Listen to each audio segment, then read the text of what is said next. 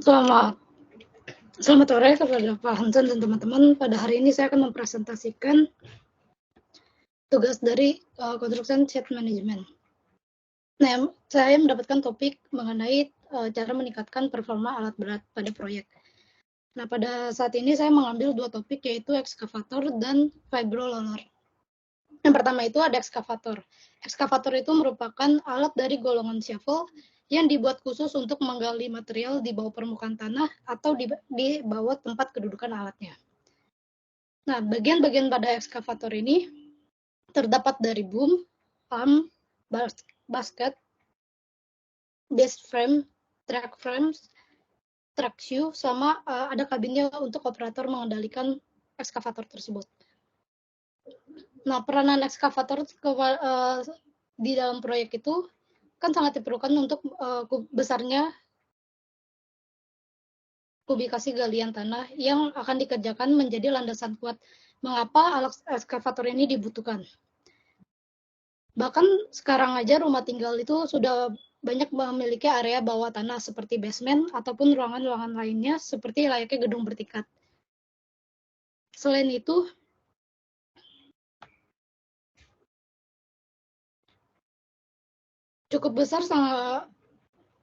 selain itu galian yang cukup besar sangat membutuhkan ekskavator sebagai alat gali untuk meningkatkan kinerja yang sesuai dengan prinsip keberhasilan suatu proyek yang saling terikat antara biaya, waktu, dan kualitas.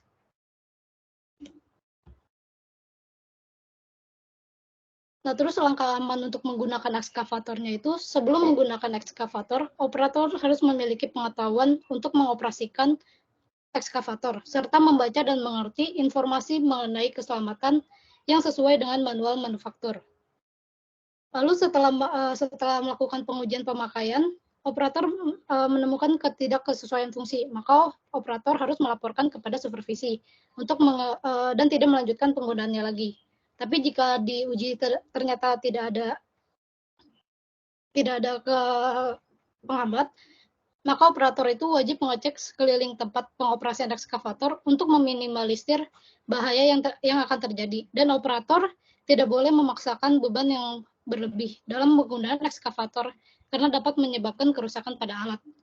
Nah, setelah pengoperasian, operator harus memarkirkan ekskavator di tempat atau tanah yang stabil dengan mesin yang sudah mati dan rem parkir sudah hidup. Nah, jika ekskavator mengalami kendala, wajib melaporkan kepada supervisi proyek, dan supervisi proyek tersebut akan menghubungi teknis atau mekanis yang berpengalaman untuk membantu memperbaiki mesin. Nah, untuk meningkatkan kinerja ekskavator, yang pertama itu biasanya dilakukan perbaikan mesin, seperti perbaikan mesin transmisi, sistem hidrolik, dan lainnya.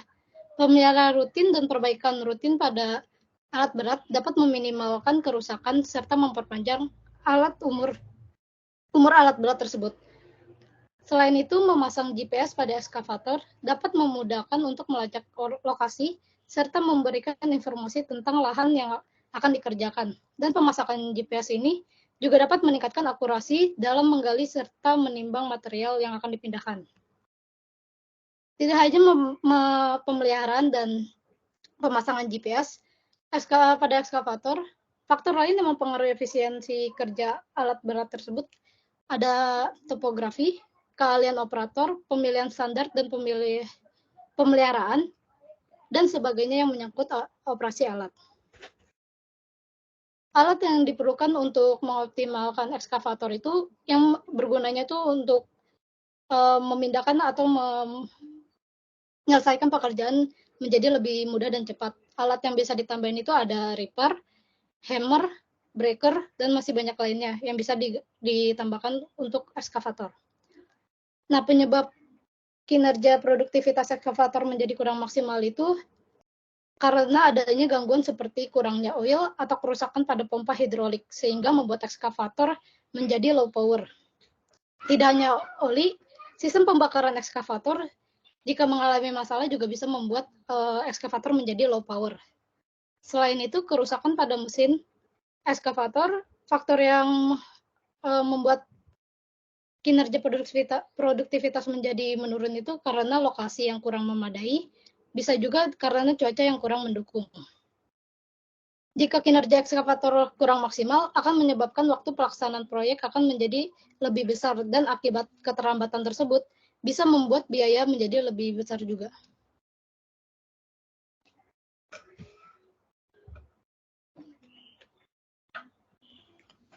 Baik, lanjut ke alat berat yang kedua, yaitu kami memilih vibro roller. Vibro roller itu adalah alat berat yang digunakan untuk pekerjaan yang berkaitan dengan pemadatan tanah.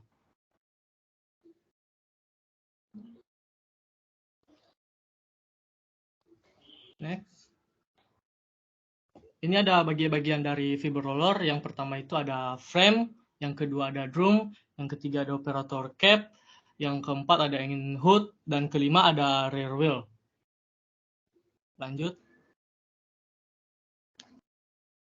Peran vibro roller terhadap proyek itu ada, yang pertama itu ada untuk pekerjaan pemadatan dan perataan struktur permukaan tanah agar lebih kuat dan bisa menyangga beban yang ada di atasnya. Yang kedua digunakan sebagai pencegah terhadap berbagai tumpukan kotoran yang berasal dari kerikil maupun debu yang ada di permukaan tanah. Yang ketiga digunakan sebagai pembasah terhadap medan agar debu tidak berterbangan. Ini pembasah ini memiliki tangki air yang kapasitasnya mencapai 25 liter. Yang keempat yaitu berfungsi sebagai media penggilas aspal beton untuk pembangunan jalan raya yang setiap harinya saat perbaiki jalan atau pembuatan jalan sering digunakan. Yang terakhir yaitu berfungsi sebagai media penggilas aspal beton untuk pembangunan jalan raya. Next.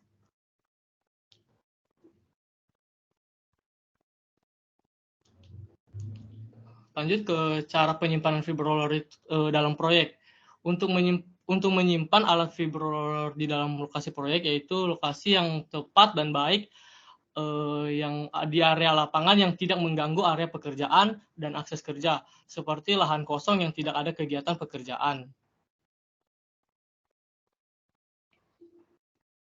Penyebab kinerja produktivitas vibro roller menjadi kurang maksimal yaitu penyebab yang pertama yaitu kegagalan mesin atau breakdown, output yang lebih rendah atau produktivitas menurun karena usia pakai mesin.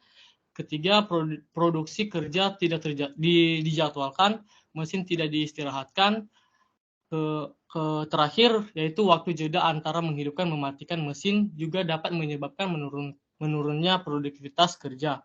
Akibat dari jika fibroller menjadi kurang maksimal yaitu pekerjaan jadi terhenti dan produktivitas menurun menyebabkan schedule atau jadwal yang telah ditetapkan menjadi mundur dan akan berisiko kepada waktu yang telah disepakati dan penambahan biaya pada fibroller tersebut. Lanjut. Meningkatkan kinerja fibroller atau kami mengutipnya ada 4, yaitu memilih alat fibroller yang bersertifikat dan telah terjamin penggunaannya. Yang kedua yaitu jadwal pekerjaan dengan bijak dan terukur. Yang ketiga mengikuti panduan keselamatan dan perawatan dari penyedia alat fibroller. Yang terakhir yaitu mempekerjakan operator yang berpengalaman agar fibroller tersebut aman dan tidak terjadi sesuatu yang tidak baik. Lanjut. Jadi kesimpulan dari dua alat berat yang kami ambil ini yaitu yang pertama eksavator maupun fibroller adalah alat berat yang sangat penting dalam industri konstruksi. Eksavator ini digunakan untuk tugas penggalian dan pemindahan material, sementara fibroller digunakan untuk mengkompakkan dan meratakan permukaan. Kedua alat ini bekerja sama untuk menciptakan dasar yang kokoh dan permukaan yang berkualitas dalam berbagai proyek konstruksi. Dan untuk meningkatkan performa alat berat ini adalah dengan menggunakan perbaikan mekanis secara rutin dan menambahkan alat lain seperti GPS yang dapat mempermudah pekerjaan lainnya. Dan sebelum menggunakan alat berat ini, sebaiknya kita melakukan survei lapangan untuk mengetahui topografi proyek tersebut. Lanjut. Baik, terima kasih. Demikian presentasi dari kelompok 3. Makasih, Pak.